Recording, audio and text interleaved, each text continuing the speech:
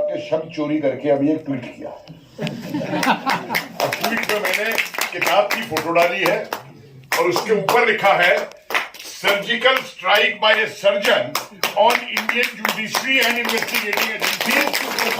बहुत बढ़िया, बहुत बढ़िया। और मेरा आज सबसे निवेदन है कि आज जब जाए यहां से या अभी बैठे बैठे ही पुस्तक की ट्वीट करें, चाहे फेसबुक पे करें, चाहे सोशल मीडिया पे करें। अगर आप 100 लोग यहाँ मौजूद हैं, आज ये 100 ट्वीट्स आप करेंगे तो देखिए कितना बड़ा मूवमेंट खड़ा होगा इसके ऊपर। ये करने का तरीका दूसरा वही वो चलता रहेगा सर, हमने कर दिया जी। दूसरा एक बहुत बड़ी अवेकनिंग जो आ रही है, मैं डॉक्टर साहब से बात कह रहा था कि हम लोग जब पहले बोलते थे इन चीजों को तो कुछ पॉलिटिकल साइंस के स्टूडेंट सुन लेंगे, कुछ हिस्ट्री के स्टूडेंट सुन लेंगे। आज एक डॉक्टर अगर ऐसे आगे बढ़ करके और इस तरीके के इश्यूज पे एक पुस्तक लिख रहे हैं तो आई सैल्यूट यू डॉक्टर साहब।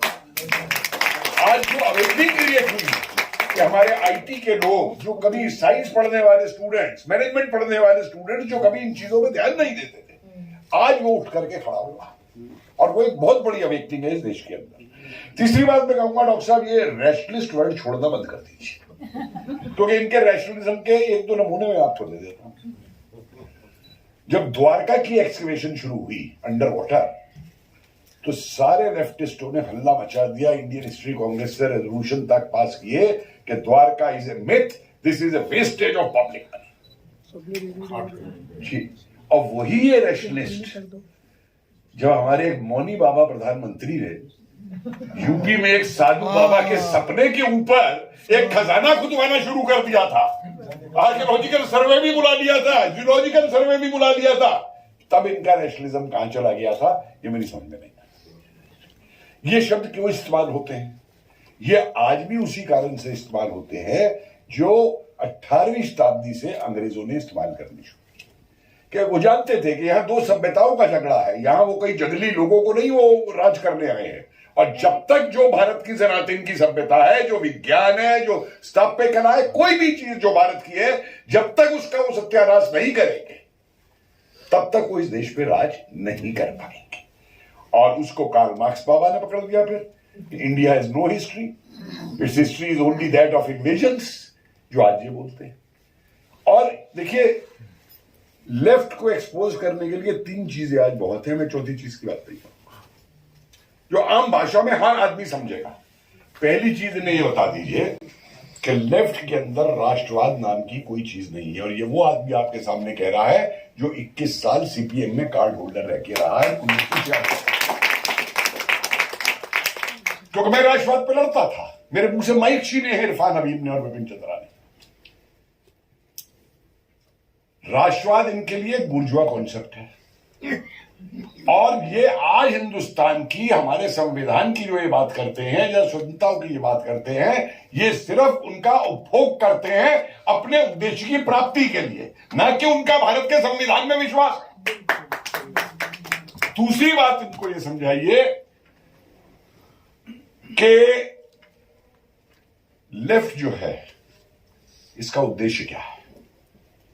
बड़ी ये लोग ह्यूमन राइट्स, प्रजातंत्र, दुनिया भर का हल्ला मचाते हैं। हर लेफ्टिस्ट को पार्टी में ज्वाइन करते ही एक चीज जो पढ़ाई जाती है और जो इनके डॉक्यूमेंट्स में मौजूद है, to establish the proletarian, dictatorship of the proletariat. Democracy of the proletariat भी कहते हैं तो मैं मान लेता, लेकिन डिक्टेटरशिप ऑफ द प्रोलिटेरियट जो अपने डॉक्यूमेंट में लिख करके बढ़ाते हैं, उनसे आप एक्सपेक्ट करें कि वो डेमोक्रेसी में विश्वास करते हैं। और तीसरा जो आज के परिप्रेक्ष्य में बहुत जरूरी है, क्योंकि इनको हमेशा एक विदेशी वैसाखी चाहिए। एक जमाने में सोवियत यूनियन की चाहिए होती थी, फिर चर्चिल की वैसाखी पकड़ी इन्होंने। उस चर्चिल की वैसाखी पकड़ी जिसने लाखों लोगों का कत्ल मैन मेड फेमिन से बंगाल में कराया, और आईएनए को इन्होंने अपोज किया कि साहब वो हिटलर और जर्मनी और इटली से मिल गए। भैया ये बताइए, जापान और जर्मनी ने हिंदुस्तान का कौन सा नुकसान किया था, कब किया था? बल्कि हिंदुस्तान के फ्रीडम स्ट्रगल को, रेवोल्यूशनरीज को हमेशा सपोर्ट किया था। लेकिन इनके लिए चर्चिल जो है बहुत बड़ा बाप था इनका। फिर पीसी जोशी साहब बंबई में अपने दफ्तर के ऊपर जो झंडा लगाते थे उसमें सोवियत यूनियन का झंडा होता था, उसके बाद सीपीआई का झंडा होता था, नीचे मुस्लिम लीग का झंडा होता था। वैसे ये लोग सिकुलर हैं। इनके लिए जो सिकुलर मतलब दो शब्द जो मायने हैं सिकुलरिज्म के इस देश के अंदर, कि यूरोप में उसका मतलब कुछ और होगा, हिंदुस्तान में कुछ और होगा, पूरे उसके अंदर। तो और जिनका देखिए, मेरा आज ये मानना है कि आज अगर हमारा संविधान, हमारा प्रजातंत्र, हमारे अधिकार अगर ये बचे हुए हैं इस देश के अंदर, तो सिर्फ एक व्यक्ति की वजह से बचे हुए हैं, जो व्यक्ति 24 घंटे बॉर्डर के ऊपर बंदूक लेकर के हमारे देश की रक्षा करता है, हमारे देश की स्वतंत्रता। और ये जो आजादी आजादी करते हैं, ये टुकड़े गैंग के 50 लोगों के नारे लगाने से नहीं बची।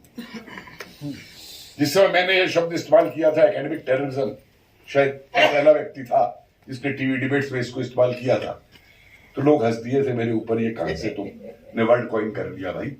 और आज टेररिज्म के जो रूप हैं, आज मेडिकल टेररिज्म मौजूद है। आपने श्रीलंका में देखा कि वो डॉक्टर कैसे महिलाओं का ऑपरेशन कर देता था दूसरे धर्म की आने वालों के। आज मीडिया टेररिज्म मौजूद है, प्रेस टेररिज्म मौजूद है। मुझे एक एस्पेक्ट हमारी लाइफ का दिखा दीजिए,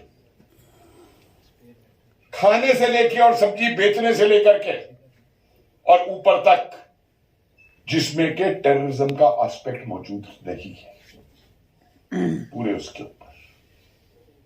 कुछ हमको अपने सिद्धांत बदलने होंगे। मेरी माता जी का चौथा था, पंडित जी ने बहुत उनका गुणगान किया और ये कहा कि उनकी आत्मा को शांति मिले, दोबारा पृथ्वी पे ना आए। मैं उठ के खड़ा हो गया, मैंने कहा पंडित जी इस सिद्धांत को बदल दीजिए। जितनी अच्छी आत्माएं हैं उनको तो आप ऊपर भेज देते हैं, और जितने गुंडे बदमाश हैं वो वापस आ जाते हैं, और फिर आप कहते हैं कि धरती के ऊपर जो है कलंक आ गया और धरती में कलयुग आ गया। मैं तो चाहूंगा कि मेरी मां बार बार नीचे आए और हमको पैदा करे। दूसरा भाई साहब, ये बहुत हो गया। ओम शांति शांति, वासुदेव कुटुंबकम, सर्वधर्म संभवे। हमने ये दुनिया को उस समय दिया जब ये सभ्यताएं दुनिया में पैदा भी नहीं हुई थी। बदले में हमें क्या मिला? बदले में हमें क्या मिला? हमारे यहां तो लोगों ने अतिथि देवो भव को भी आक्रांता देवो भव में बदल दिया था। आज वो समय नहीं। आज अगर आप लोग ये समझते हैं कि मंदिर में घंटी बजाने से और चढ़ावा देने से सनातन बच जाएगा, तो इस गलतफहमी में मत रहिए। अगर इस गलतफहमी में रहेंगे तो 5 साल 6 साल लगेंगे हरा झंडा लगने पर राष्ट्रपति भवन के ऊपर, ज्यादा देर नहीं। जो मणिपुर में हो रहा है, क्यों शालीन बाग को चुना गया था? ये इनके सब एक्सपेरिमेंटल लैब्स चल रहे हैं। मैंने 2013 में एक बात कही थी, उस समय तो ये रोहिंग्या नहीं आए थे। मैंने कहा था दिल्ली को चारों तरफ से बांग्लादेशी ने घेर रखा है, हो सकता है बहुत से इतने गरीब है आए हो, वो सब है, लेकिन अगर हर मोहल्ले में 2-2 भी टेररिस्ट हुए उसमें से, और एक दिन AK-47 लेके दिल्ली में 6 तरफ से निकल गए, तो आप क्या कर लेंगे?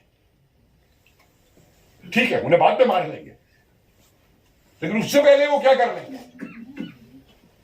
लेकिन हमारे लोगों को मुफ्त की बिजली चाहिए, हमारे लोगों के लिए वो बहुत जरूरी है, हमारे को बस का टिकट मुफ्त में चाहिए, वो हमारे लिए बहुत जरूरी है। हमारा अस्तित्व, मतलब मैंने कभी ये नहीं सोचा था कि 44 साल तक मैंने इतिहास पढ़ाया और जिन कारणों को मैं बताता था कि जिन कारणों से हम गुलाम होते चले गए, कि कभी अपने जीवन में उन कारणों को दोबारा उभरते हुए देखूंगा।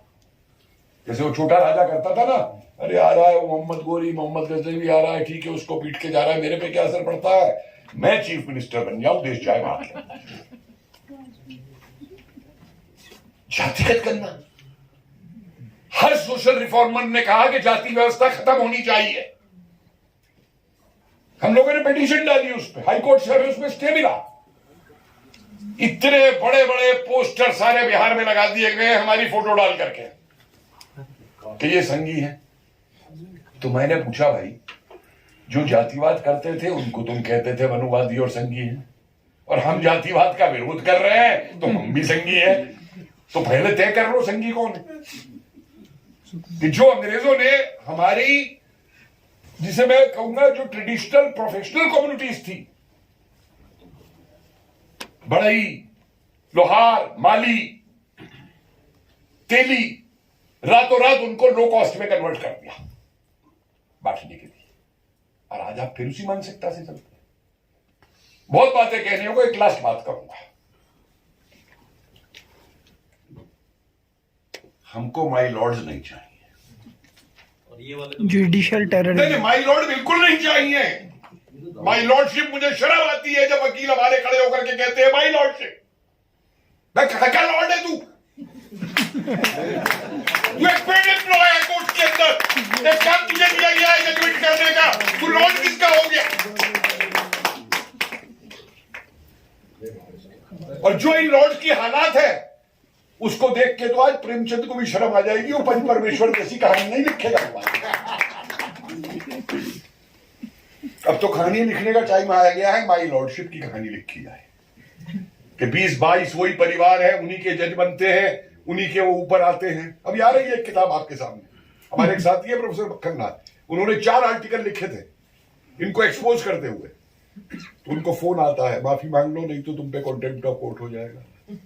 उसने कहा भाई मैं तो इंतजार कर रहा हूं और मैं तो ये डिमांड करूंगा कि मेरा जो केस चलाया जाए वो कहीं स्टेडियम में चलाया जाए, सारी पब्लिक के बीच और सुना जाए मेरे को।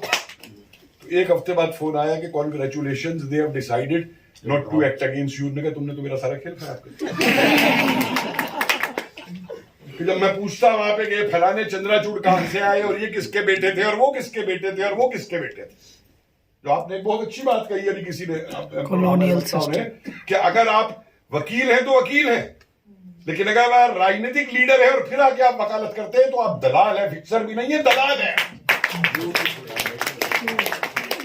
आप दलाल हैं पूरे उसके ऊपर। इस जुडिशियल सिस्टम के खिलाफ आवाज उठानी पड़ेगी। बहुत बढ़िया सर।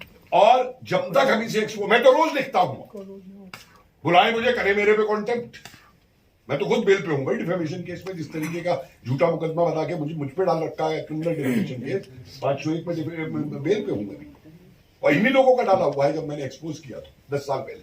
चल रहा है मुकदमा, रोज डेट लगती है। मैं तो नहीं घबराता। तो क्यों आम आदमी आज घबराता है इन लोगों से कि ये कॉन्टेम्प्ट कर देंगे? अरे क्या कर दोगे कॉन्टेम्प्ट करके? त्योहार ही भेजोगे ना। हम जैसों को भेज दोगे तुम त्योहार, राहुल गांधी जैसों को नहीं भेज सकते जिन्होंने नेशनल हेराल्ड के अंदर कमन किया है, उनके लिए सारी बेल मौजूद है। लेकिन ये जो झूठे लोग फंसा के रखे हुए हैं, इनके तो मुकदमे की डेट भी 6 महीने बाद लग जाएगी। अभी मैंने किया ये जो टाइम्स नाउ भारत की बच्ची के साथ किया इन्होंने, भावना किशोर, पंजाब के अंदर भावना गुप्ता के साथ, भावना किशोर, हाँ, भावना के साथ में मैंने कहा अगर उस सेशन जज ने निर्णय दिया और ये धाराएं मानी और एचसी बाद में कह रहा है कि नहीं ये धाराएं गलत हैं, तो क्यों नहीं सेशन जज के खिलाफ डिसिप्लिनरी एक्शन होता? मैं अगर प्रोफेसर हूं, आप आर्मी में हैं, किसी सर्विस में है, अगर आप कोई गलत काम अपनी सर्विस में करते हैं तो आप पे तुरंत सस्पेंशन होता है, आप पे इंक्वायरी होती है, आप पे एक्शन होता है। लेकिन ये माई लॉर्ड कहां के बने हुए हैं जो इन पे कोई एक्शन नहीं हो सकता किसी भी काम के लिए? और फिर ये कैसा लॉ है? ये क्या इंटरप्रिटेशन है? और इसलिए भाई साहब अब वो बदलिए पूजा पाठ को। शांति मित्र के लिए शांति और दुश्मन के लिए क्रांति, ये करना होगा। आखिरी बात कहूंगा, आज वो समय आ गया है। पहले तो गांधी जी के 3 बंदर कहते थे ना, 3 बंदर है, सुनना नहीं, बोलना नहीं, देखना नहीं। आज कई बंदर हो गए, लिखना भी नहीं, इस पे फिल्म भी नहीं बनानी, बस 1 सेकेंड, इस बारे में पढ़ना भी नहीं, बहुत सारे बंदर हो गए। और अब वो समय नहीं है कि हम इंतजार करें कि कोई हम पे चाटा मारे तो हम दूसरा गाला आगे कर दें। इस गांधीवाद को जब तक हम नहीं छोड़ेंगे इस देश का सत्यानाश होगा। दूसरी बात, वो भी समय नहीं है कि कोई चाटा मारेगा अच्छा तब हम उसको मारेंगे। आज समय यह आ गया है कि एक प्रण ले लीजिए कि हम इतने मजबूत होंगे कि अगर कोई हाथ हमारी तरफ उठने की कोशिश भी करेगा तो उस कोशिश से पहले उसे काट के डाल देंगे।